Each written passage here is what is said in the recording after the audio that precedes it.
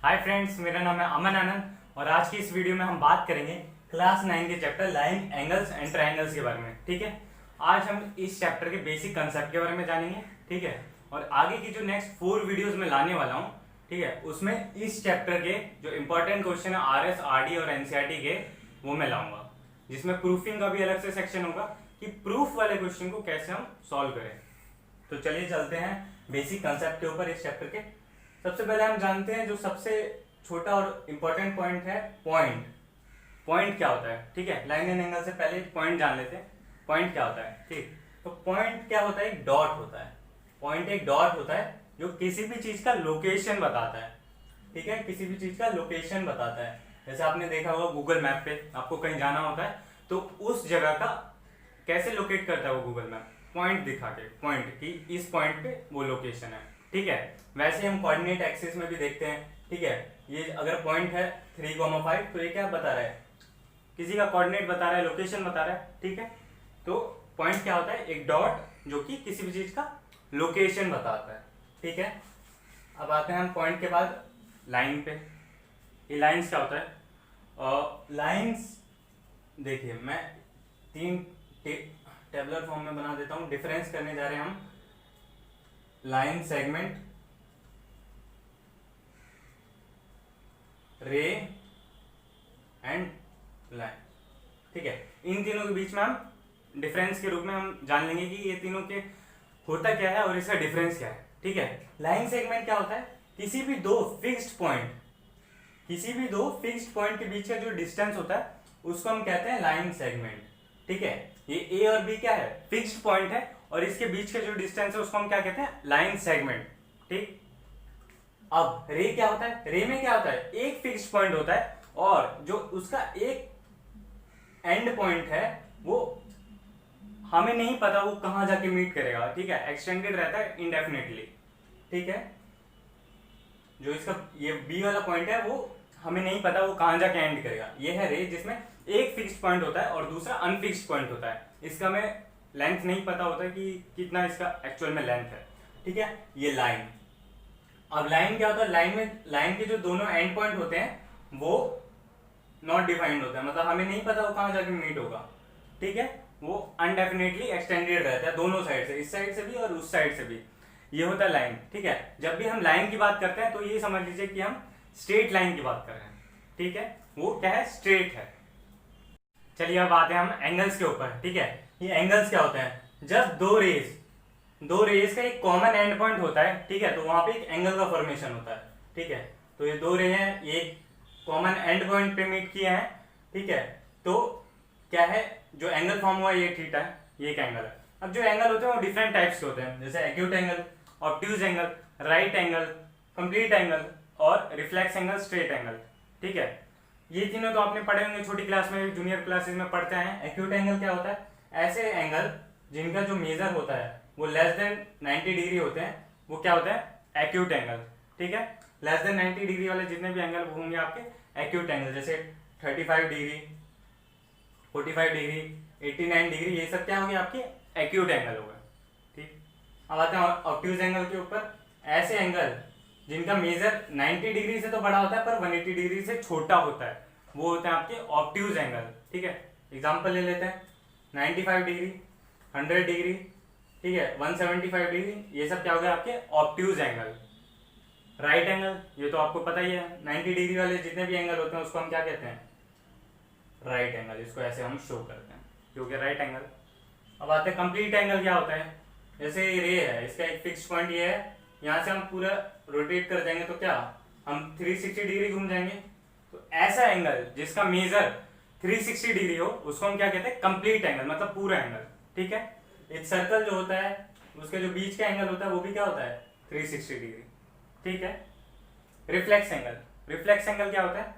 ऐसे एंगल जिनका मेजर जो 180 से तो बड़े होते हैं पर 360 से छोटे होते हैं, वो एंगल कौन से होते हैं? Reflex angle.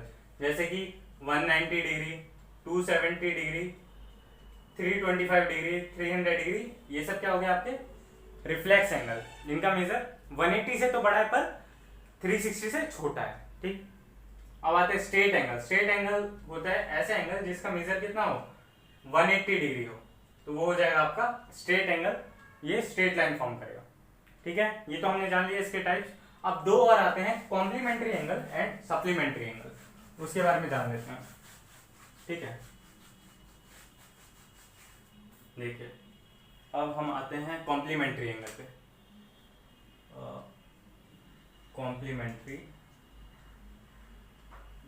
एंगल्स, ठीक है।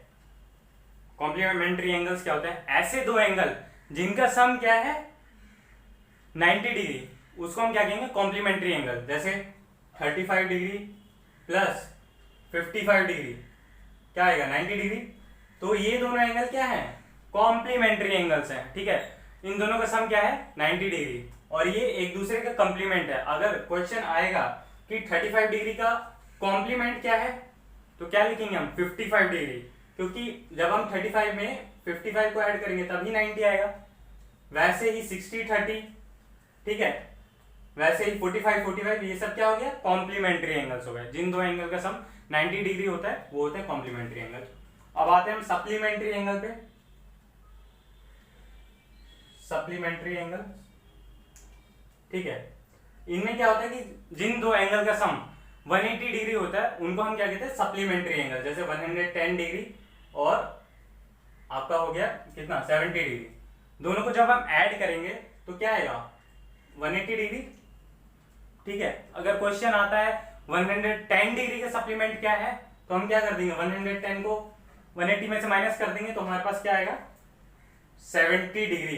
तो ये क्या है, सप्लीमेंट हो गया इसका, 110 का सप्लीमेंट 70 डिग्री। ठीक है, ये समझ आ गया। कॉम्प्लीमेंट्री एंगल क्या होता है, सप्लीमेंट्री। जिन दो एंगल्स का सम क्या होता है 90 डिग्री, उसको हम कहते हैं कॉम्प्लीमेंट्री एंगल्स। जिन दो एंगल का सम होता है 180 डिग्री, उनको हम कहते हैं सप्लीमेंट्री एंगल। ठीक है, अब दो छोटे छोटे पॉइंट्स है जो आपको चैप्टर में काम आएंगे इस चैप्टर में, जैसे कि इंटरसेक्शन क्या होता है और बाइसेक्टर क्या होता है। ठीक है, वो बताते हैं। देखिए हम एकदम स्टार्टिंग पॉइंट से चलेंगे और सबसे एंड पॉइंट जो सबसे हार्ड वाला है वहां तक चलेंगे।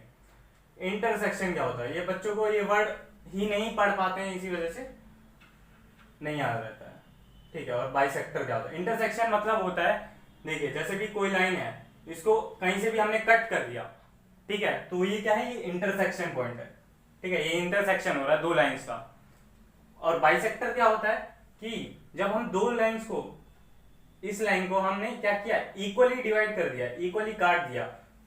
ठीक है, इक्वली काट दिया, तो ये क्या हो गया, बाइसेक्टर हो गया, मतलब दो इक्वल पार्ट में डिवाइड कर देना। वैसे ही अगर एंगल है, हमने किसी एंगल के बीच में एक बाइसेक्टर खींच दिया, तो इसका मतलब क्या है, जो दो पार्ट में जो एंगल डिवाइड हुआ है उसका मेजर क्या है, सेम है, मतलब दोनों इक्वल पार्ट्स में डिवाइड हो गए हैं, इसको हम कहते हैं बाइसेक्टर। ठीक है, ये तो हमने पढ़ लिया, एंगल्स के बारे में पता चल गया, एंगल के कितने टाइप होते हैं हमने जान लिया, कॉम्प्लीमेंट्री एंगल क्या होते हैं, सप्लीमेंट्री एंगल क्या होते हैं हमने ये भी जान लिया। ये अब हम जानेंगे कि एंगल को एक्सप्रेस कैसे करते हैं। ठीक है, जनरली हम एंगल को डिग्रीज की फॉर्म में एक्सप्रेस करते हैं, जैसे 35 डिग्री 45 डिग्री, है ना। मैं आपको बता दूं कि हम इसको मिनट्स और सेकेंड में भी एक्सप्रेस करते हैं। कैसे, जब हम पूरे कंप्लीट रोटेशन करते हैं तो कितना होता है 36 डिग्री 360 डिग्री। ठीक है, और अगर हम इस 360 को 360 इक्वल पार्ट में डिवाइड कर दें तो क्या आता है 1 डिग्री। ठीक है, 1 डिग्री में कितने मिनट्स होते हैं, 60 मिनट्स होते हैं, 60 मिनट्स होते हैं। और इसको हम रिप्रेजेंट कैसे करते हैं, 60 मिनट्स का साइन, ठीक, ऊपर अपोस्ट्रोफी। ठीक है, अब 1 मिनट का बात करते हैं हम। 1 मिनट में कितना सेकेंड होता है, 1 मिनट में होता है 60 सेकेंड। ठीक है, और इसको हम कैसे रिप्रेजेंट करते हैं, 60 उसके ऊपर 2 अपोस्ट्रोफी। ठीक है, ये समझ में आ गया कि 1 डिग्री में आपका कितना होता है 60 मिनट्स, और 1 मिनट में कितना होता है 60 सेकेंड्स। ठीक है, तो जैसे कोई भी एक डिग्री है, जैसे हम 35 डिग्री ले लेते हैं, 35 डिग्री, तो इसको अगर हम लिखेंगे मिनट्स और सेकेंड्स की फॉर्म में, तो हम कैसे लिखेंगे, इसको हम लिखेंगे 34 डिग्री, ठीक है, 59 मिनट्स एंड 60 सेकेंड्स। आप पूछेंगे अब ये कैसे लिख दिए, क्योंकि देखिए जैसे ये 60 सेकेंड्स खत्म हुआ, ठीक है, 60 सेकेंड खत्म हुआ तो 1 मिनट बन गया। अब जब 1 मिनट क्या हुआ, ऐड हुआ तो 60 बन गया, और 60 क्या हुआ, 60 मिनट कितना होता है, 1 डिग्री।